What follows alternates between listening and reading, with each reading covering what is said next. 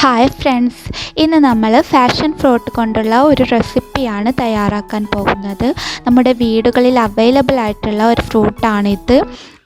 Fashion ഫ്രൂട്ടിൽ vitamin എയും സിയും അതുപോലെ അയൺ കണ്ടൻറ്റൊക്കെ റിച്ച് ആയിട്ടുള്ള ഒരു ഫ്രൂട്ടാണിത്. അതുകൊണ്ട് തന്നെ നമ്മുടെ ഇമ്മ്യൂണിറ്റി, രോഗപ്രതിരോധ ശേഷി കൂട്ടുന്നതിനും ഏജിങ് തടയുന്നതിനൊക്കെ ഉപയോഗിക്കുന്ന ഒരു ഫ്രൂട്ടാണിത്. ഈ ഫാഷൻ ഫ്രൂട്ട് ഉപയോഗിച്ചിട്ട് ഇന്ന് നമ്മൾ ഉണ്ടാക്കാൻ പോകുന്നത് ഫാഷൻ ഫ്രൂട്ട് പുഡിംഗ് ആണ്.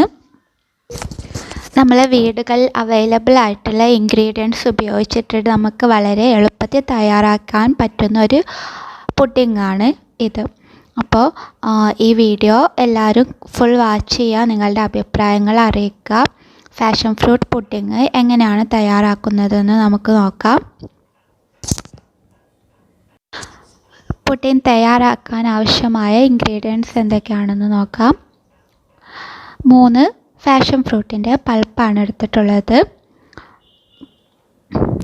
ചൈന ഗ്രാസ് 1 പാക്കിൻ്റെ പകുതി മതിയാവും. 1/2 ലിറ്റർ പാലെടുത്തിട്ടുണ്ട്. 1/2 കപ്പ് പഞ്ചസാര, മിൽക്ക് മെയ്ഡ് ആവശ്യത്തിന്. പുഡിംഗ് തയ്യാറാക്കാം. അതിനായി ആദ്യം നമ്മുടെ ഫാഷൻ ഫ്രൂട്ട് പൾപ്പ് നന്നായിട്ടൊന്ന് അടിച്ചെടുക്കണം. ഇത് നന്നായി ഒന്ന് അടിച്ചെടുത്തിട്ടുണ്ട്.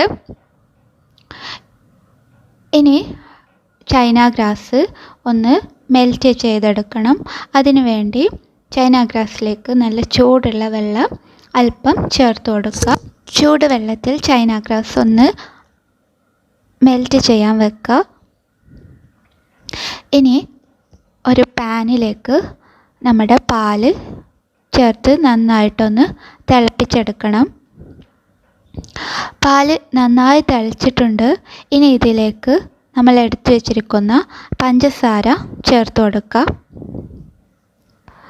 പഞ്ചസാര നന്നായി ഒന്ന് ഇളക്കി യോജിപ്പിക്കുക. അതിനുശേഷം ഇതിലേക്ക് ചൈന ഗ്രാസ് ചേർത്ത് കൊടുക്കുക. ചൈന ഗ്രാസ് പാലും നന്നായിട്ടൊന്ന് ഇളക്കി യോജിപ്പിക്കുക.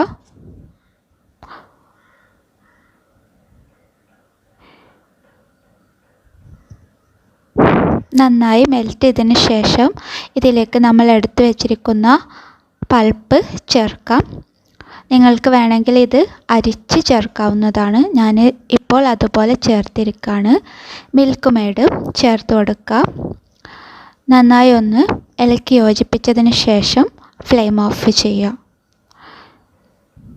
ഇപ്പോൾ ഇത് റെഡി ആയിട്ടുണ്ട്. ഇനി ഇത് നമ്മുടെ പുഡിംഗ് ട്രേയിലേക്ക് മാറ്റാം.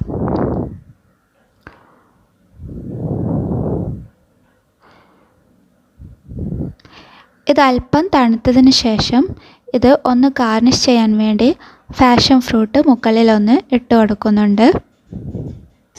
ഇനി നമ്മുടെ പുഡിംഗ് ഒന്ന് സെറ്റായി വരാൻ വേണ്ടി തണുപ്പിച്ചെടുക്കണം. അതിനു വേണ്ടി നമ്മൾക്ക് ഈ പുഡിംഗ് 6 മണിക്കൂറോ അല്ലെങ്കിൽ ഓവർനൈറ്റോ ഫ്രിഡ്ജിൽ വെച്ച് തണുപ്പിക്കണം. അതിനു വേണ്ടി ഇതൊന്ന് കവർ ചെയ്തെടുക്കുന്നുണ്ട്. നന്നായി കവർ ചെയ്തതിന് ശേഷം നമ്മൾക്ക് ഇത് ഫ്രിഡ്ജിലേക്ക് മാറ്റാം. ഇപ്പോൾ 6 മണിക്കൂർ കഴിഞ്ഞിട്ടുണ്ട്. ഇനി നമ്മൾക്ക് ഈ പുഡിംഗ് എടുത്തു നോക്കാം. ഇപ്പോൾ നമ്മളെ പുഡിംഗ് നന്നായി സെറ്റായി വന്നിട്ടുണ്ട്. നന്നായി തണുത്തിട്ടുണ്ട്. ഇനി നമ്മൾക്ക് ഈ പുഡിംഗ് ഒന്ന് കട്ട് ചെയ്ത് നോക്കാം.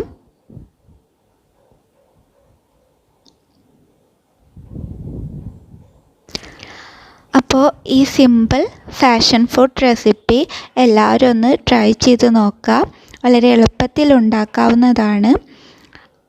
നിങ്ങൾക്ക് ഈ വീഡിയോ ഇഷ്ടമായെങ്കിൽ ലൈക്ക് ചെയ്യുക, ഷെയർ ചെയ്യുക, നിങ്ങളുടെ അഭിപ്രായങ്ങൾ കമൻറ്റ് ചെയ്യുക. Thank you for watching.